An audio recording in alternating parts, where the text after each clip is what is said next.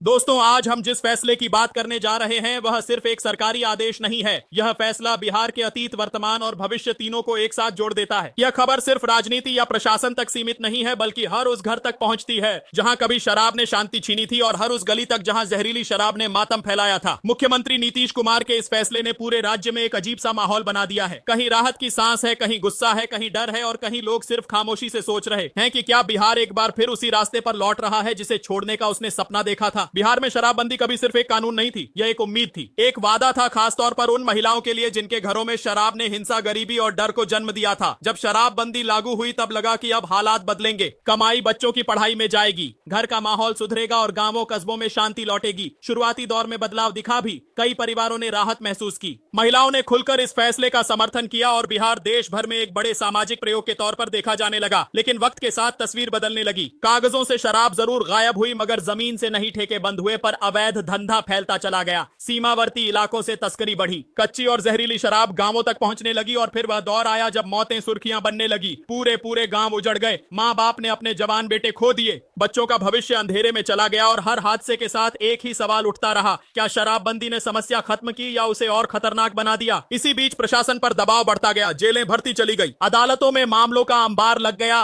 और राज्य को मिलने वाला हजारों करोड़ का राजस्व पूरी तरह खत्म हो गया। सरकार के भीतर चुपचाप मंथन शुरू हुआ, बिना शोर बिना बयान। लेकिन हकीकत के साथ आखिरकार यह बात सामने आई कि समस्या शराब से ज्यादा उसके अवैध और अनियंत्रित रूप में है। यहीं से सोच बदली और फैसला लिया गया कि शराब को पूरी तरह हटाने के बजाय कड़े नियंत्रण के साथ वापस लाया जाए। सरकार का दावा है कि इस बार हालात अलग होंगे। शुरुआत चुनिंदा शहरों से होगी, हर दुकान पर सीसीटीवी कैमरे, हर बिक्री का डिजिटल रिकॉर्ड, तय समय सीमा, नाबालिगों के लिए सख्त पाबंदी, नशे में गाड़ी चलाने पर जीरो टॉलरेंस और सार्वजनिक जगहों पर शराब पीना अब भी अपराध रहेगा। इतना ही नहीं, सरकार कह रही है कि इस बार निगरानी सिर्फ पुलिस की नहीं होगी, पंचायतें, महिला समूह और स्थानीय समाज भी इस व्यवस्था का हिस्सा बनेंगे, ताकि नियंत्रण सिर्फ कानून से नहीं समाज से भी हो। लेकिन सच्चाई यही है कि बिहार में यह फैसला सबको एक जैसा नहीं लग रहा। कुछ लोग इसे व्यावहारिक और जरूरी कदम मान रहे हैं। उनका कहना है कि इससे अवैध शराब और मौतों पर रोक लगेगी। वहीं दूसरी तरफ एक बड़ा वर्ग डरा हुआ है। उसे डर है कि कहीं वही पुरानी घरेलू हिंसा, वही तनाव और वही सामाजिक बुराइयां वापस ना लौट आए। महिलाओं के मन में सवाल हैं, युवाओं के सामने खतरे हैं और पूरे समाज के सामने एक बड़ी जिम्मेदारी खड़ी है। सच यही है कि यह फैसला सही है या गलत, इसका जवाब आज किसी के पास नहीं है। असल परीक्षा शुरू होगी जब दुकानें खुलेंगी, जब नियम जमीन पर उतरेंगे और जब बिहार खुद तय करेगा कि वह किस दिशा में जाना चाहता है। क्योंकि कानून सरकार बनाती है, लेकिन उसका भविष्य जनता तय करती है। बिहार आज सिर्फ शराब की वापसी नहीं देख रहा, बल्कि अपनी सोच, अपने अनुभव और अपनी गलतियों से सीख की सबसे बड़ी परीक्षा दे रहा है। आपको क्या लगता है,